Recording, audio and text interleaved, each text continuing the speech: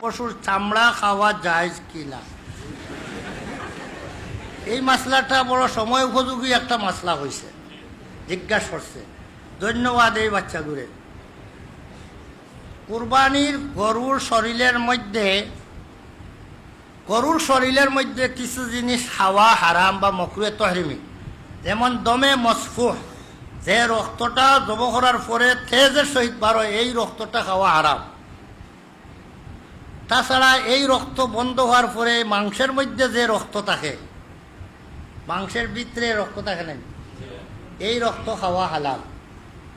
যে রক্তটা জবাইয়ের পরে তেজির সহিত বাড়িয়ে যায়, সেটার বলে দমে মসফুহ, এই রক্তটা খাওয়া হারাম, এই রক্তটা নাফাক। আর পশুর শরীরের ভিতরে, চামড়ার ভিতরে যে রক্ত থাকে জব করার পরে পাওয়া যায়, এই রক্তগুলা এগুলা নাপাক নয়, চামড়া।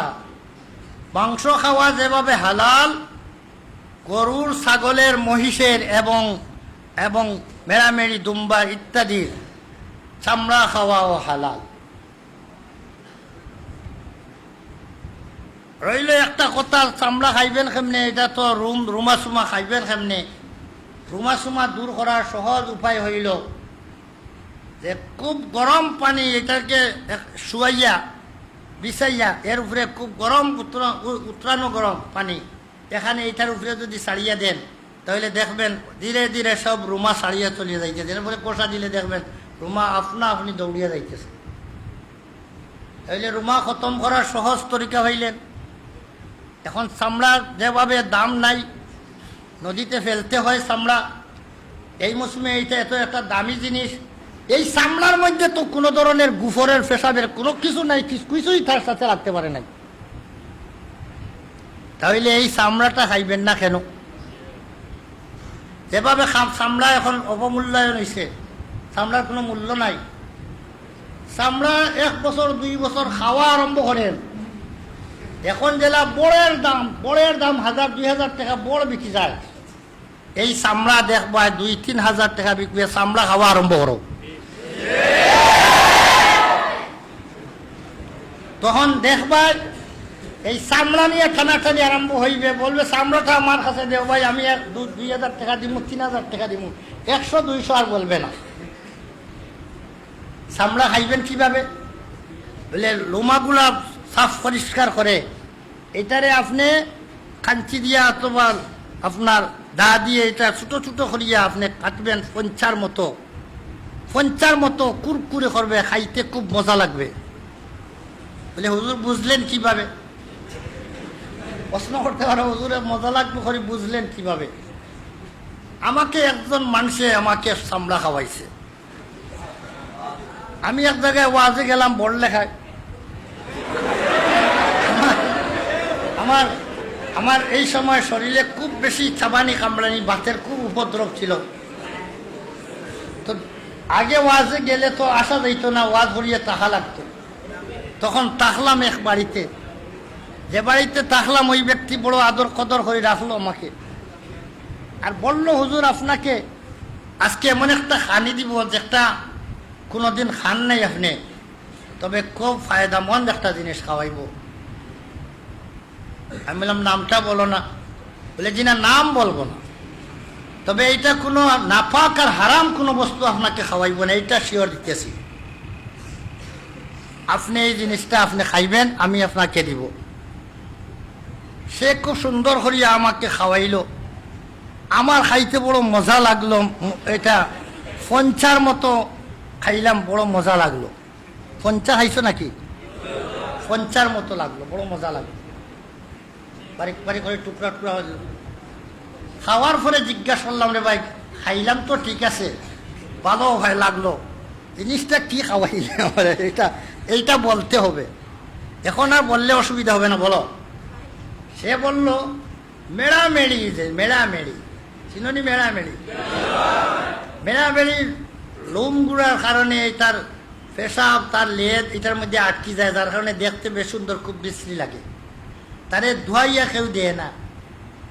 লন্ডন দেখছি তাকে মেশিন দিয়া গোসল দেওয়া, এখানে এটা পরিষ্কার হরিণের বাচ্চার মতো মেড়ামেড়ির বাচ্চা। আমাদের দেশে সারা জীবনেও তো মনে হয় একটা মেড়ামেড়ি কেউ গোসল দিছে না, তাইলে এইটা শরীরের মধ্যে ময়লা হবে না তো কি হবে? তার এই রুমের দ্বারা সে যে পেশাবের মধ্যে হতে সে ঘুমায়, তার গোবরের মধ্যে শুয়, এটার মধ্যে তো এইগুলাই তার গোত্রে লাগে। কেউ পরিষ্কার করে, তার মাও নাই, বাপও নাই, তার বাপেও পারে না, মায়েও পারে না। তাহলে এইগুলা তার লাগার পরে এটা তার শরীরটা ময়লাযুক্ত হয়ে যায়।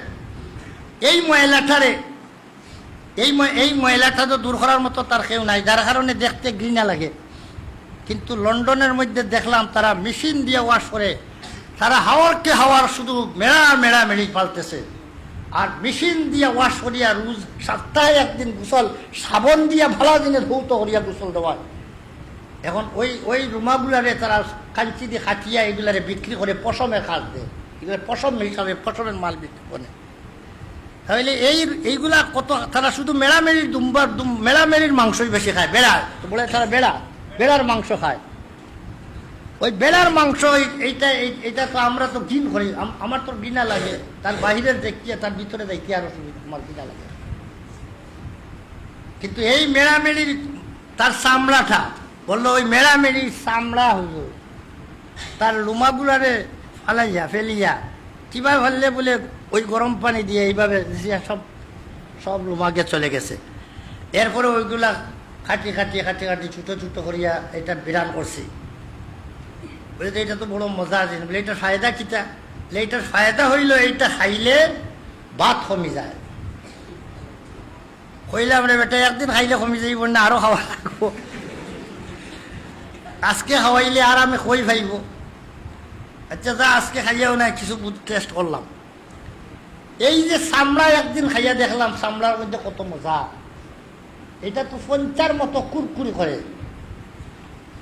এখন আমরা যেভাবে গরুর মাংসর আজকে চামড়া যেভাবে অমূল্যায়ন হয়েছে, যদি আমরা যদি এই উদ্যোগটা গ্রহণ করি নেই, বলে আর চামড়া কাউকে দিব না, চামড়া এইটারে গরম পানি দিয়ে পরিষ্কার করিয়া চামড়াটারে একটা টুকরা করিয়া পঞ্চার মতো রান্না করে খাইব, দেখবা 2-4 দিন খাওয়ার পরে চামড়া খাওয়ার হিড়িক আরম্ভ হয়ে যাইবে। আর চামড়ার মূল্য 150 টাকা থাকবে না, তখন চামড়ার মূল্য 1500-এও লাগাল হইবে না। তাহলে আমাদের চামড়া সম্পদরে আমরা মূল্যায়ন দামি বানাইতে চাই না চাই না? তাহলে অবস্থা কি আন্দোলন করিয়া হবে? আন্দোলন করিয়া মূল্যবান হবে? তাহলে কিভাবে মূল্যবান করতে হবে? এ কারণে চামড়ার আন্দোলন, এই আমার এই লাইভের মধ্যে যত ভাইয়েরা আপনারা শুনতেছেন, একবার টেস্ট করিয়া দেখবেন চামড়া খাইয়া কি লাগে। টেস্ট করবেন, প্রথমে বেশ খাইতে না পারলেও পরে বেশ খাইতে পারবেন। টেস্ট করবেন, দেখবেন কি লাগে। এইভাবে দেখবেন আর চামড়া তালা শরীফ হওয়া যাবে না। চামড়া জবাবার আগে খাড়াখাড়ি আরম্ভ হয়ে যাবে, চামড়া খেয়ে নিবে, তখন বলবে আমাকে আধা খান দিবে, তবে না 4 ভাগের 1 ভাগ নিবে। এইভাবে আপনার আন্দোলন আরম্ভ হয়ে যাচ্ছে, কতটুকু নিবে।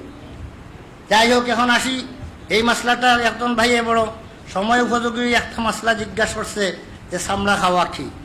তাহলে আমরা বুঝলাম চামড়া খাওয়া কি যায়।